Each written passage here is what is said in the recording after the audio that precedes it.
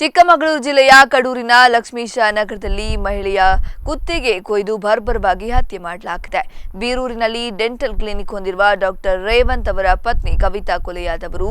5 ವರ್ಷ ಮತ್ತು 7 ತಿಂಗಳ ಇಬ್ಬರು ಮಕ್ಕಳಿರುವ ಕವಿತಾ ಮನೆಯೊಳಗಿನ ಕಾರ್ಶೆಡ್ನಲ್ಲಿ ರಕ್ತದ ಮಡುವಿನಲ್ಲಿ ಬಿದ್ದಿದ್ದರು ಎನ್ನಲಾಗಿದೆ. ಕತ್ತು ಸೀಳಿ ಕವಿತಾ ಅವರನ್ನ ಬರ್ಬರವಾಗಿ ಹತ್ಯೆ ಮಾಡಿದ್ದು, ಸಂಬಂಧಿಕರು ಗಮನಿಸಿದ ಕೂಡಲೇ ಆಸ್ಪತ್ರೆಗೆ ಕರೆಯನ್ನ ಕೂಡ ಮಾಡಿದ್ದಾರೆ. ಆಸ್ಪತ್ರೆಗೆ ಕರೆತಂದಿದ್ದಾರೆ ಆಕೆಯನ್ನ. ಆದರೆ ಈ ವೇಳೆಗಾಗಲೇ ಅವರು ಮೃತಪಟ್ಟಿರುವುದಾಗಿ ವೈದ್ಯರು ತಿಳಿಸಿದ್ದಾರೆ. ಘಟನೆಯಿಂದಾಗಿ ಜನ ಬೆಚ್ಚಿ ಬಿದ್ದಿದ್ದಾರೆ. ಕವಿತಾ ಅವರ ಸಾವಿನ ಸುದ್ದಿ ತಿಳಿದ ಅಪಾರ ಸಂಖ್ಯೆಯ ಜನ ಆಸ್ಪತ್ರೆಗೆ ಮತ್ತು ಮನೆಯ ಬಳಿ ಭೇಟಿಯನ್ನು ನೀಡಿದ್ದಾರೆ. ಇನ್ನು ಪೊಲೀಸರು ಸ್ಥಳಕ್ಕೆ ತೆರಳಿ ಪರಿಶೀಲನೆ ನಡೆಸಿದ್ದಾರೆ.